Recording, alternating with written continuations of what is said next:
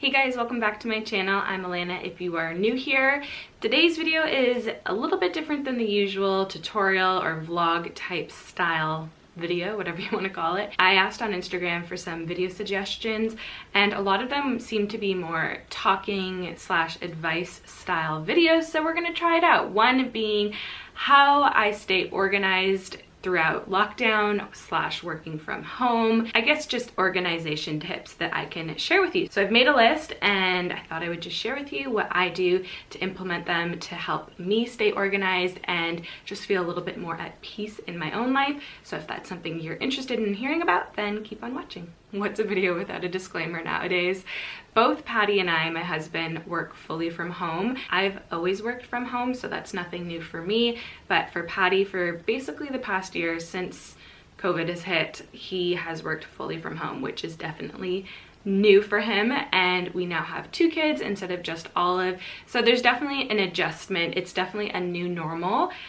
So these are just some things that I wrote down over the last week that I noticed we do as a family. I do specifically on my own, just to kind of stay a little bit more organized, a little bit more focused, and also just helps us get a lot more done throughout the week, the month, the day.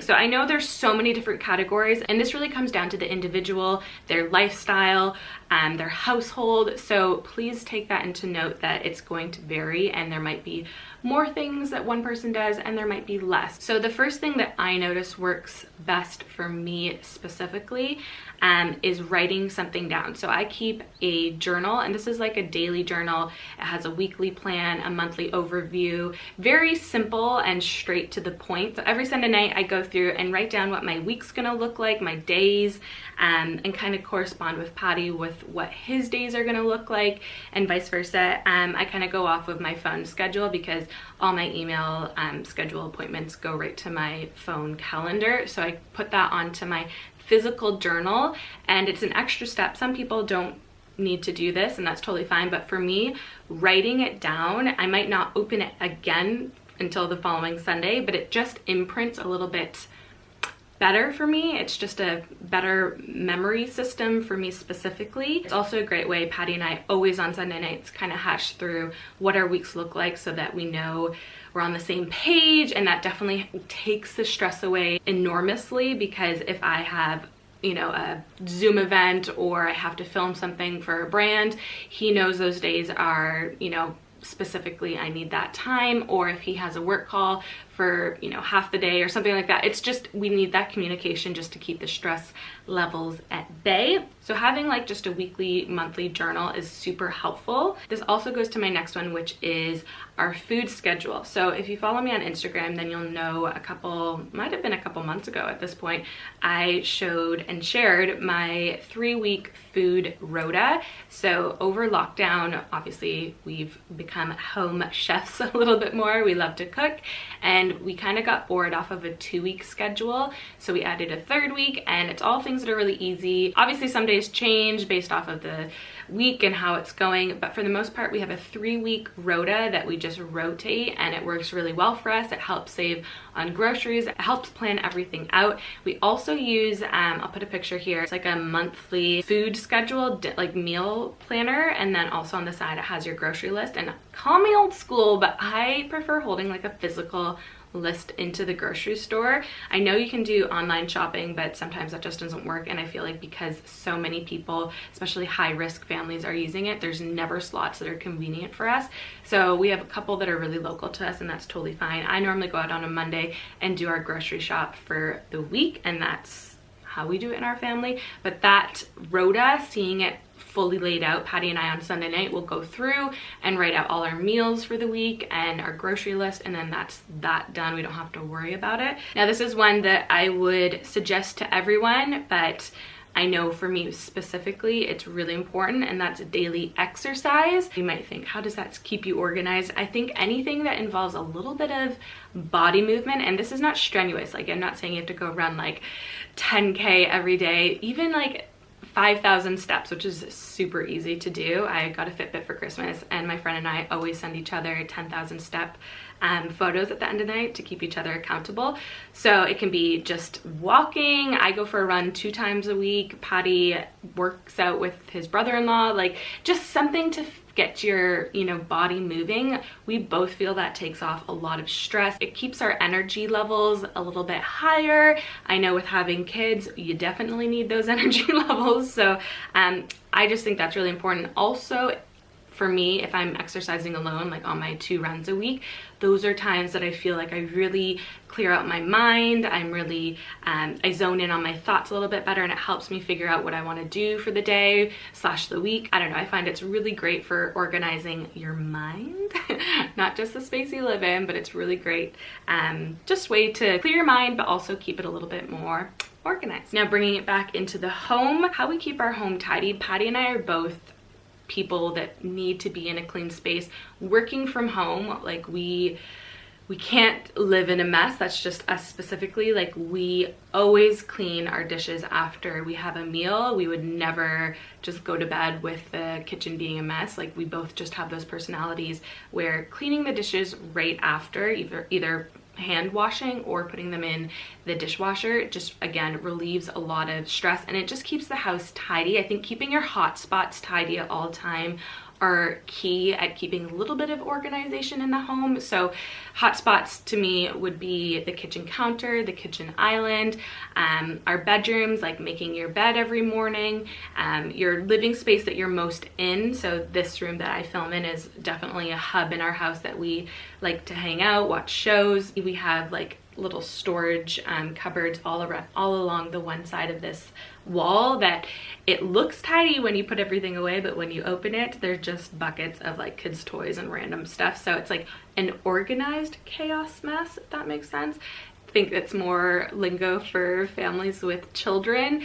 It's very hard to keep a tidy house all over. So my biggest tip is to have little tidy spots throughout the house. So we have a lot of areas that have baskets. So I have 2 console tables in our hallway that have Olive's toys and books. Then there's some more baskets in the kitchen. There's some in her bedroom. It's just a little bit more organized, but then in the basket is a little bit more chaotic, but it allows for a quick cleanup, which means a fast tidy and then a clean house. So those are a couple little ideas. I know I rambled off there, but hot spots in your house, just areas that you're in a lot, keep them tidy to the best of your abilities, and you'll notice just you feel a little bit more put together. I know I do, just because we work in the area that we live, we need that tidiness, I guess. When it comes to laundry, we like to have 1 laundry day a week. We find that that works for our family. It works for keeping our clothes organized, keeps our clothes clean, obviously. I think if we just did laundry every time we had dirty clothes, like not even a full basket, it would get a little bit overwhelming and you would kind of get annoyed with it, and then it can just start to pile up. So this eliminates you doing it all the time, but then also not doing it. Just have maybe a designated day that you do laundry, and it really just eliminates any extra time throughout the week that you maybe forgot to do it or you're doing it too much. I know, again, that goes down to family. If you have a lot more kids, maybe that is a 2-day situation. If you live on your own or just with a partner, I think 1 day is super reasonable. Like we do it and we have 2 children, and it really just kind of brings it down to a more realistic level, because both Paddy and I don't love doing the laundry, but it gives it a day where we can just hash it out. It gets it all done, and then it's clean clothes for a week. One tip that I find really helpful for organization is planning out your outfits the night before. Again, this is a great tip if you have kids. I find, especially pre-COVID, whenever I organized Olive's outfits out and even packed her lunch whenever she had her days with Nana the night before, it really just made more time in the morning to be a little bit more flexible rather than rushing around the house, getting her dressed, trying to figure out an outfit, also getting her lunch all sorted. It just kind of, again, takes away the stress, relieves the pressure of getting everything sorted in the moment. I'm definitely a prepper kind of person. I like to have things sorted and out of the way so I don't have to worry in the moment. I think that's kind of what organization comes down to, is prepping your time and your day, week, month, and then that allows you to be a little bit more in the moment. Now, I know everyone's work is different, but if you are in a job where you get a lot of messages or emails, texts, anything like that, my biggest advice to just keep a little bit of organization in your work life is respond when you see it. And I'm saying this to myself and I'm keeping myself accountable by filming it, because sometimes I'll read it and I'll be like, oh, I'll just respond after lunch, even though I have the 2 minutes then to respond.